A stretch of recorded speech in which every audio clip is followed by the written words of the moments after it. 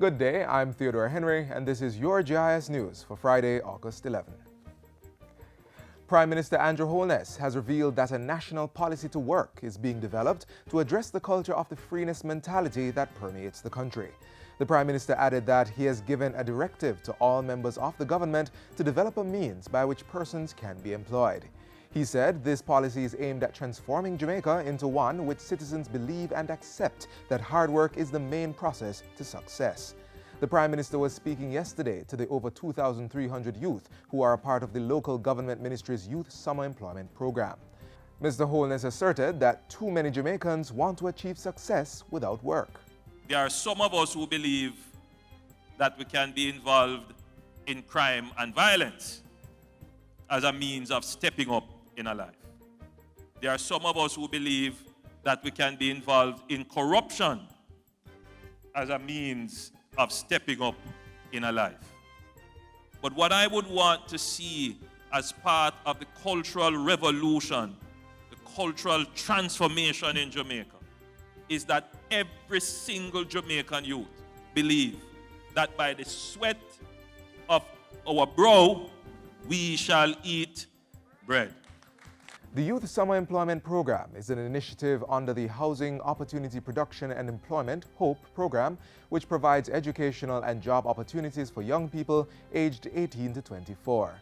Mr. Holness encouraged those persons who will not be in school or working when the program finishes to join the National Service Corps, under which young people will benefit from military, vocational, and life skills training over a one-year period. Meanwhile, more than 4,500 youth have been employed by the Ministry of Local Government and Community Development during the summer period. Speaking yesterday at the ministry's launch of the Youth Summer Employment Program, Portfolio Minister Desmond McKenzie says the youth are employed within various entities of the ministry. This is an initiative that we are undertaking for the first time. This is an initiative. If we are to repeat it next year, if we are to increase the numbers next year, it means that as the first set of workers, you must make it succeed. The over 2,300 youths will be employed over a 4-week period. They will be engaged in the auditing of street lights and street signs, as well as identifying vulnerable persons within communities who may require assistance during periods of natural disasters.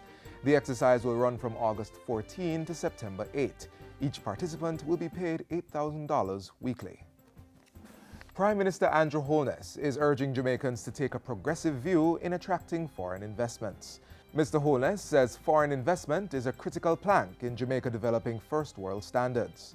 We can't do it by shutting off ourselves from the world. We can only do it by integrating ourselves and making ourselves a critical element and node in the world economy. And that is what we are doing. We won't do it to leave any Jamaican behind.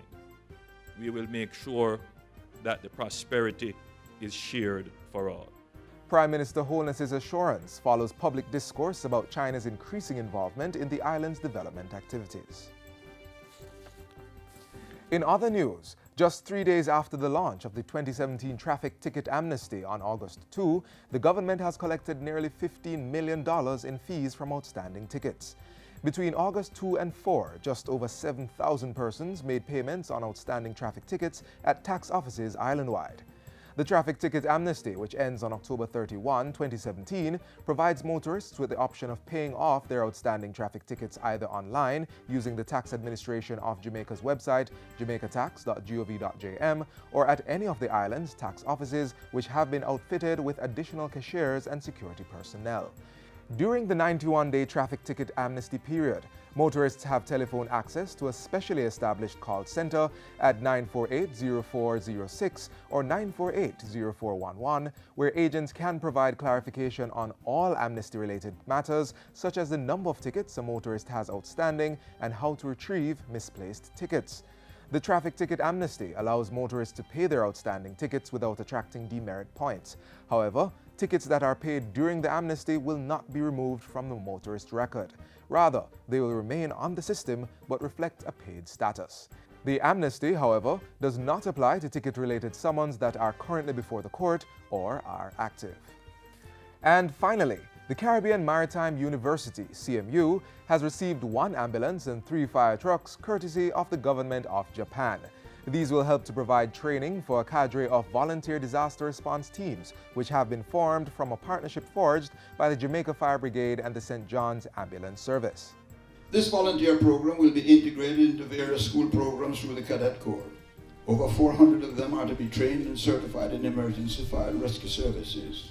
These volunteers will be the first voluntarily firefighting emergency and rescue service in Jamaica, as the CMI partners with the Jamaica Fire Service and the St. John's Ambulance Service.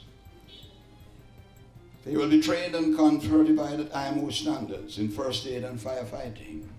The units handed over on Wednesday were provided under Japan's Grant Assistance for Grassroots and Human Security Project, GGP, through partnership with the Society for the Promotion of Japanese Diplomacy. The vehicles, valued at $9.6 million, or US $79,721, are expected to significantly boost the CMU's capacity to respond to emergencies in Port Royal. 1 fire truck and 1 ambulance will be assigned to the CMU location. The 2nd fire truck will be placed at the fire station in Port Royal, and the 3rd will be stationed at the Donald Quarry High School in Harborview, St. Andrew. And that's it for JIS News Today. I'm Theodore Henry. Thanks for watching.